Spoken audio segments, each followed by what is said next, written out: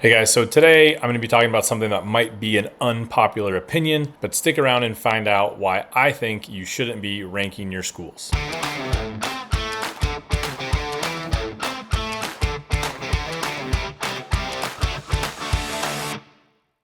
Okay, so when I'm talking about not ranking your school, I'm definitely not saying that you shouldn't process certain situations and if this, then that. You should definitely process all that stuff. Am I saying that you shouldn't be proactive? No, definitely not saying that. Big believer in being proactive. But when it comes to your list of schools and creating your list of schools, every year there are athletes across the board, every level, that are creating their list of schools and then ranking that list of schools before we even really start the process. And I feel like this is almost detrimental to their process because we're always going, what about that school? And that hurts your recruiting process because while you're getting interest from over here at schools that you should probably be looking at, you still have this list that's ranked that you're still going, my number one school is this. When we do that, I just think it puts us in a not great mental space to really go through the process, okay? And again, this is my opinion. Families are more than welcome to do what they want and rank schools and tier schools and all that. I'm explaining why I encourage our athletes not to do this. And really, when it comes down to it, what we're lacking when we rank our schools is mutual interest. That's probably my biggest reason as to why I don't think you should rank your schools, because we don't have that information of mutual interest coming from these schools that are on your list in order for you to rank them. If we were in a situation where you were getting information and then we rank them from that information, then okay. But usually we're creating a list of schools and ranking them before we have all the information. Freshmen haven't even really started going through the process yet. It's not even really like your main recruiting cycle yet. You're ranking schools. Probably shouldn't do that. Juniors and seniors that just started the recruiting process have done nothing. In a vacuum, creating a list and ranking it, not necessarily a great idea. We need to get some sort of feedback, some sort of information from college coaches to go steer us in the right direction so that we're not completely off base with the schools that we're reaching out to and trying to connect with. There was an athlete a few years ago that I asked her to send me her top 10 list. This was after Lone Star. It was the end of April, beginning of May. We're probably 5 or 6 weeks away from their June 15th. And I said, hey, send me your list, top 10 schools, just for context, just as an idea. Okay, got her list. June 15th comes, she gets on the phone with a bunch of schools. Her top 10 list, I don't want to say went away or disappeared because she was a terrific athlete and she was going to go play at a high level. It was just a matter of where at a high level. She ended up going on 2 visits, getting 2 offers from schools that weren't on her list. And this is a month before June 15th. When we're creating a list and ranking it 6, 7 a year before June 15th, we're not really in a position to do that, I don't think. And besides that, we have classes in front of us. We have the transfer portal. We have needs changing. There's a lot that we don't control. There's a lot that we don't have control over in this recruiting process. And so when we start ranking our schools, I'm going to pick this school over this school over this school. You might not have that choice.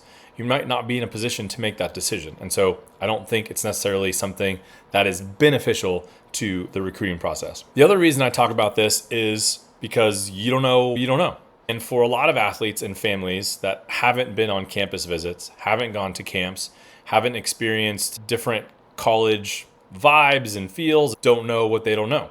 You could get to a school that you didn't think you liked and all of a sudden like it. I shared this story about one of the athletes we recruited years ago on this channel. I've had athletes just recently that said, hey, I really want to go out of state, don't want to stay close to home, willing to go further away. This is a year into the process, and now they're saying, well, maybe I could stay close to home. So it's opening up some different options. So your perspective as a 14, 15-year-old athlete is going to change when you become 16 and 17. And as you experience some camps, interact with college coaches, go through another year of high school volleyball, your perspective is going to change. The things that you're looking for, the things that you want are also going to change. The other part about you don't know what you don't know is for a lot of athletes, they haven't interacted with a lot of college coaches. They haven't interacted with assistants. They haven't interacted with head coaches.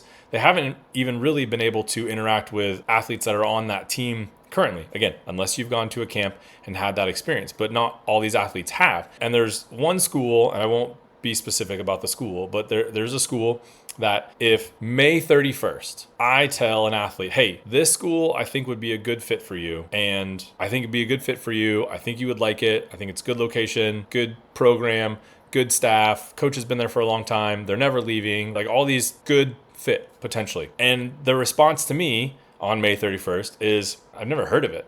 What school is that? Where is it? What conference is it in? I've never heard of it. Then that coach is going to come work a college camp. And this, I swear this happens every single year.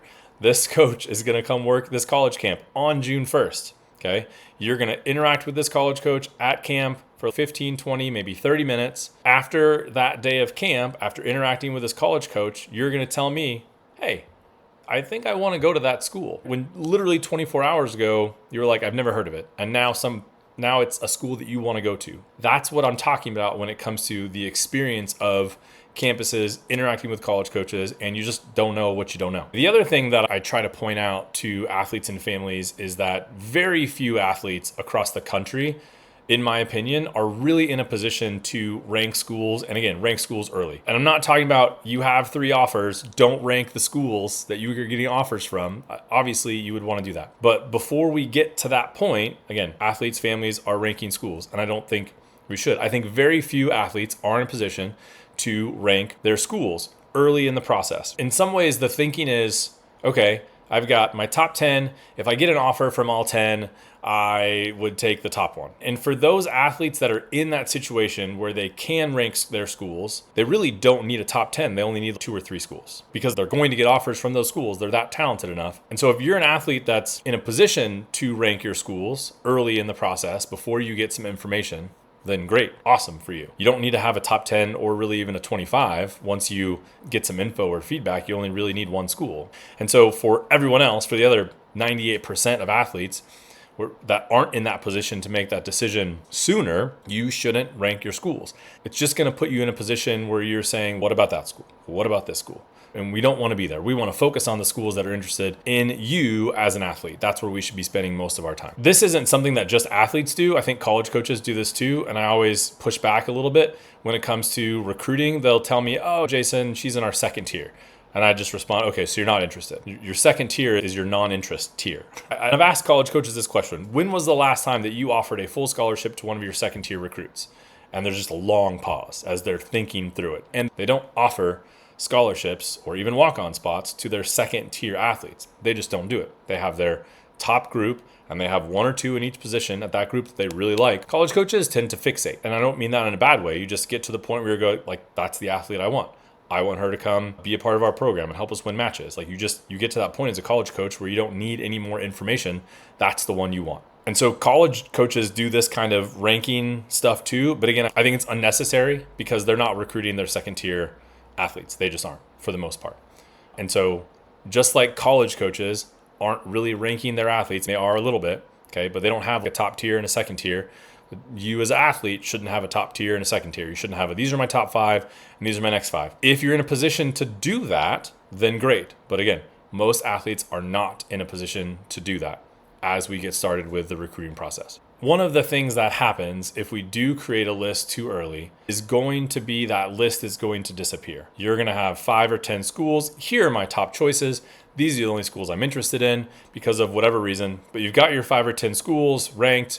Here's my top choice. I'm going to email these. Potentially that list is going to go away really quick. Again, until we get more info, until we get some feedback, until we get interest, until coaches are coming and watching you live and comparing you to other athletes, like until we get to that point, we aren't in a position to rank your top 5 or rank even your top 10. And what happens with a lot of athletes when they have a small list and they're ranking them or putting them in tiers, that top group or that entire list is potentially going to disappear. And then what?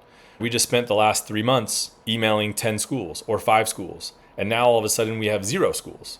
And so we got to start from scratch, which is not a position that you really want to be in. And so instead of ranking your schools, let's reach out to all of them. Find out which ones are actually interested, which ones engage with you, which ones reach out, give feedback, come watch you play live, follow you on social media, come to a practice, all those different things. Find out which schools do that.